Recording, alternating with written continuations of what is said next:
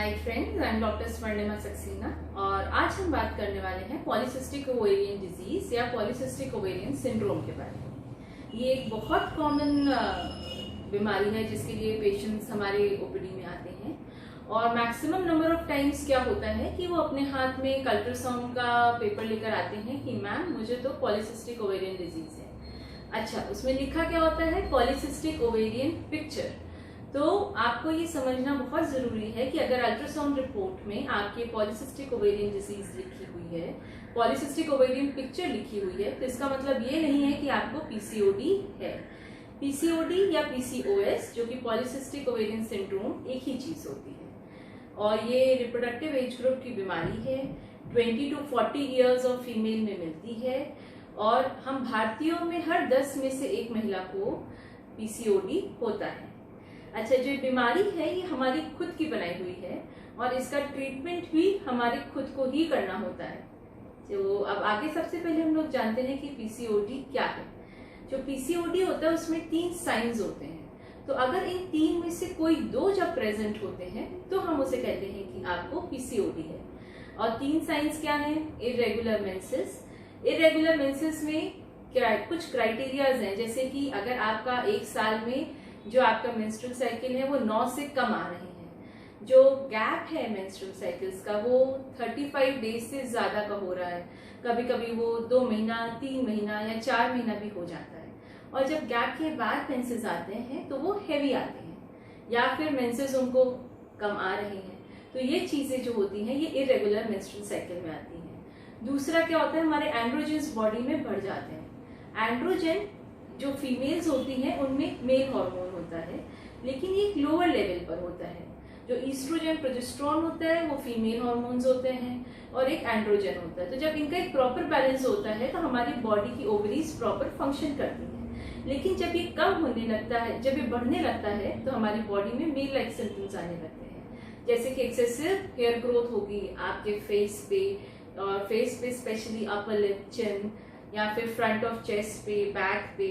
तो इस तरीके की चीजें, या फिर बालों में डैंड्रफ हो रही है या फिर बाल जो है वो पतले हो रहे हैं, झड़ रहे हैं, मेल पैटर्न बॉल्डनेस आ रही है। तो जो ये सारी चीजें हैं ये आपका एंड्रोजन लेवल्स जब बॉडी में बढ़ जाते हैं इस कारण आते हैं। तो जो हम इसके ब्लड टेस्ट कराते हैं जिससे कि हमारे पता चलता है कि ये आपका इंक्रीज एंड्रोजन है। उसके अलावा अल्ट्रासाउंड रिपोर्ट।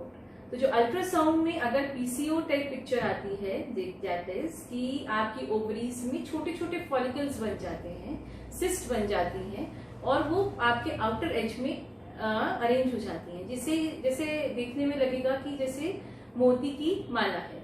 तो जो ये चीज आपका ये पिक्चर मिलती है इसे हम कहते हैं पॉलीसिस्टिक ओवेरी अपीयरेंस। तो अगर जो 3 चीजें हैं, इरेगुलर मेंस्ट्रुअल साइकिल, फिर इंक्रीज एंड्रोजन और तीसरा है पॉलीसिस्टिक ओवरीज, तो अगर इन 3 में से कोई भी 2 प्रेजेंट है तो ये आपका मतलब है कि आपको पीसीओडी या पीसीओएस है। अब इसमें सिम्टम्स क्या होते हैं? जो मोस्ट कॉमन सिम्टम है वो इरेगुलर मेंस्ट्रुअल साइकिल है, ये हम पहले डिस्कस कर चुके हैं। उसके बाद में हमें मिलता है कि ये बॉडी में जो आपके इंक्रीज बॉडी हेयर है, हेयर फॉल है, थिनिंग ऑफ हेयर है, बालों में डैंड्रफ हो रही है, ये हो सकता है। फिर इनफर्टिलिटी मिल सकती है, जो रिप्रोडक्टिव एज की फीमेल्स होती हैं, बच्चा ठहरने में दिक्कत आएगी।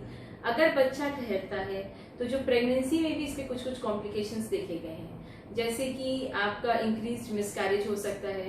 प्रेगनेंसी में शुगर जो है वो बढ़ जाती है, जिसको जीडीएम कहते हैं, जेस्टेशनल डायबिटीज मेलिटस, या फिर आपको प्री टर्म लेबर की संभावना हो सकती है।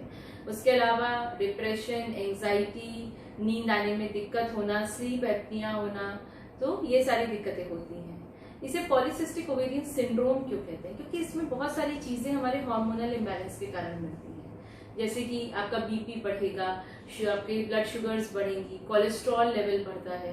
तो ये एक मल्टी डिसिप्लिनरी अप्रोच हो जाती है।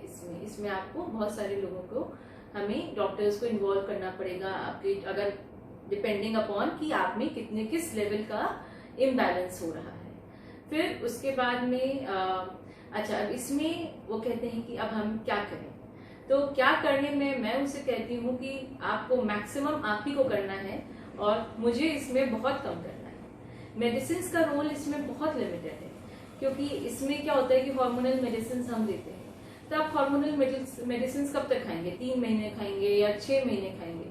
तो उसके लिए क्या है कि हमें अपनी लाइफस्टाइल को सुधारना है, हमें एक्सरसाइज करनी है, डाइट को कंट्रोल करना है और अपना वेट लॉस करना है। और मोस्ट ऑफ द फीमेल्स जो होती हैं वो इन ट्रीटमेंट से रिस्पॉन्ड कर जाती हैं। तो इसमें क्या है, सबसे पहले लाइफस्टाइल में क्या चेंजेस आने हैं? सही टाइम पे खाना, सही टाइम पे सोना और वेट लॉस लूज करना, सुबह एक्सरसाइज करना।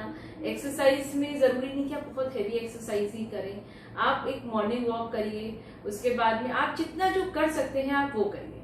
मॉर्निंग वॉक अगर आप डेली करती हैं या फिर अगर आप एक्सरसाइज कर रही हैं, तो अगर आप रोज 20 मिनट पे एक्सरसाइज कर रही हैं तो इससे भी आपकी बॉडी में बहुत इफेक्ट आएगा।